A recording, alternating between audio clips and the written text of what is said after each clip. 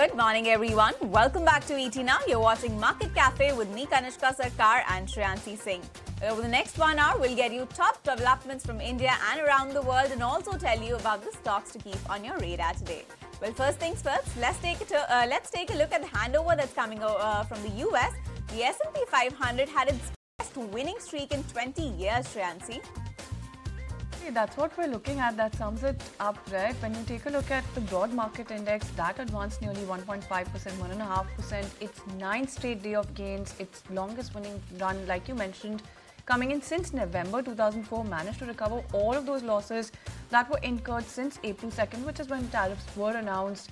The retaliatory tariffs, of course, have been in the spotlight as well. When you take a look at the tech-heavy Nasdaq composite, though, that's the one that gained 1.5% as well, while the Dow, that's the one that you're looking at with a gain of 1.4% thereabouts. Similar levels coming in for even the Dow Jones index. Now, when you take a look at what else is happening in the market, you do have increasing hopes for a US trade deal that we're penciling in at this point with major trading partners that have both sentiment and stocks in recent days as well. Chinese authorities have also said that they're evaluating the possibility of starting trade negotiations with the US. A report by the Wall Street Journal also suggested that Beijing is open to trade talks. So there's a lot happening on that front. There's a little bit of relief coming in as far as tariffs are concerned. And that's been quite the cause of concern when it comes to the US markets. But of course, going forward, all eyes are going to be on the FOMC outcome this week. That is something that we're looking at. And currently, when you take a look at what else is happening in terms of the economic front, you do have the Wall Street looking forward, like I mentioned, towards the Federal Reserve's two-day policy meeting that is set to kick off. Other than that, of course, you do have Fed funds futures trading also pointing to just a 3.2% chance of a rate cut, and that is according to CME Group's Fed Watch tool. So that's the kind of expectation that you have.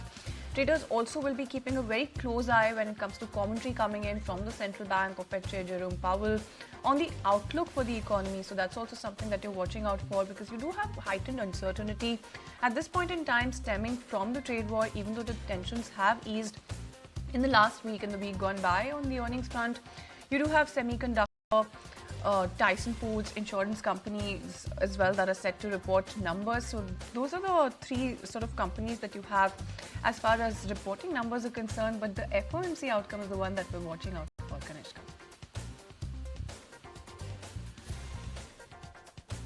Well, absolutely. Big gains on the Wall Street. But if you look at crude, that's the one that has seen declines over the weekend. Now, US crude oil futures fell more than 4% on Sunday after OPEC Plus agreed to surge production for a second month.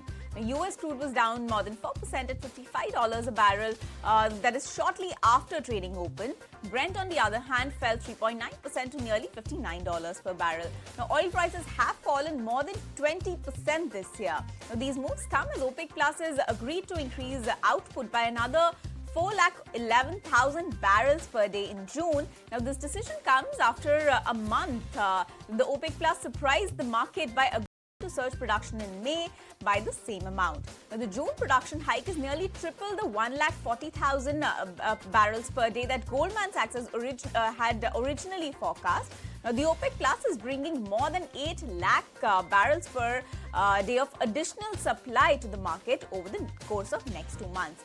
Now, oil prices in April posted the biggest monthly loss since 2021 as US President Donald Trump's tariffs have raised fears of a recession that will slow down demand at the same time. Now, the OPEC Plus is quickly increasing supply at the same time. Meanwhile, Goldman Sachs is forecasting that the US crude and Brent prices will average around $59 per barrel and $63 per barrel, respectively.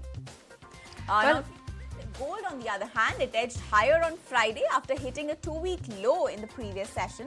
But easing trade tensions and a strong jobs report kept prices on track for the second consecutive weekly loss.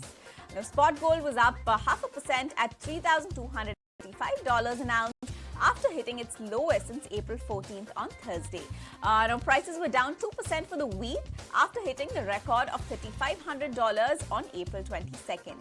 Gold prices briefly pared gains earlier in the session after data showed non-farm payrolls increased by 177,000 jobs in the US last month after rising by a downwardly revised 185,000 in March. Now, this move also comes at a time when China's Commerce Ministry has said that US has repeatedly expressed its willingness to negotiate on tariffs and that Beijing's door is open for talks.